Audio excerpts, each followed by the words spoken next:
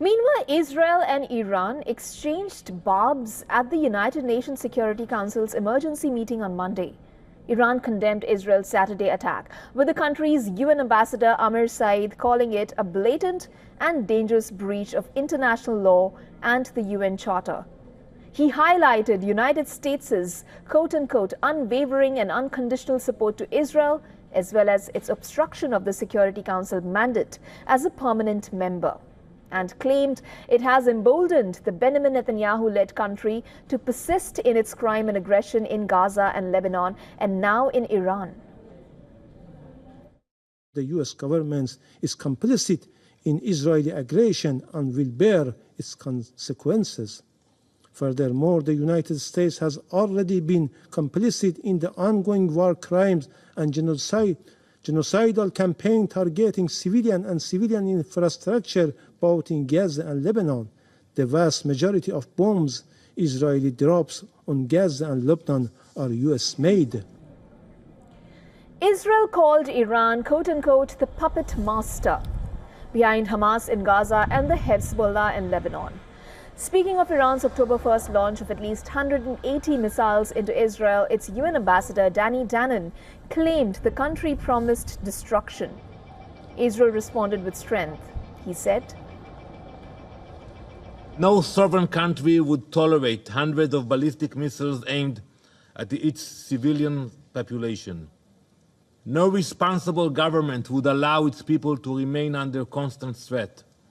On Friday night, Israel acted as any nation would to defend its citizens, secure its borders, and neutralize an immediate threat."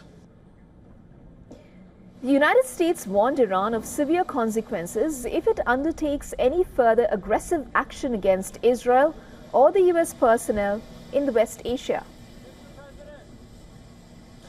Our message for Iran remains clear as well.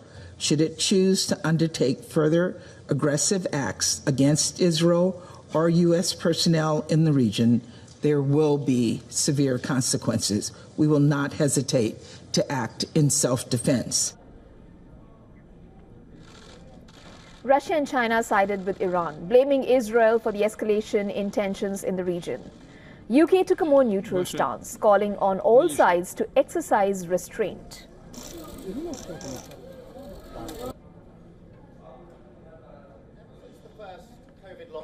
I'm absolutely clear that no laws were broken.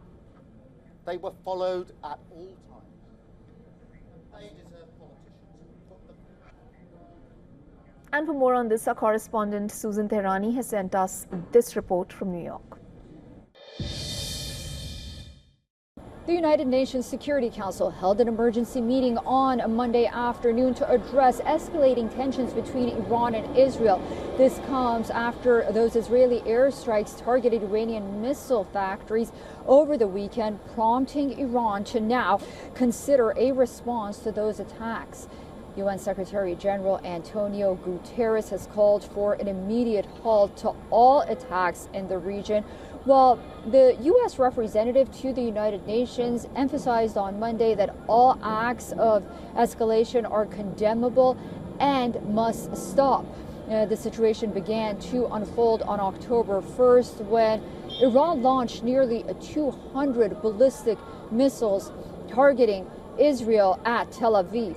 Israel's ambassador to the United Nations on Monday directly addressed Iran's leaders, saying this is the last warning. Israel has shown restraint, but from now on, you will only see strength, and any further aggression will be met by quote-unquote powerful and swift actions. The international community continues to call for de-escalation to the situation in the Middle East as the events unfolding in the region paint an uncertain future for any prospects of peace, at least for now. Susan Tehrani reporting from New York for WION World this one.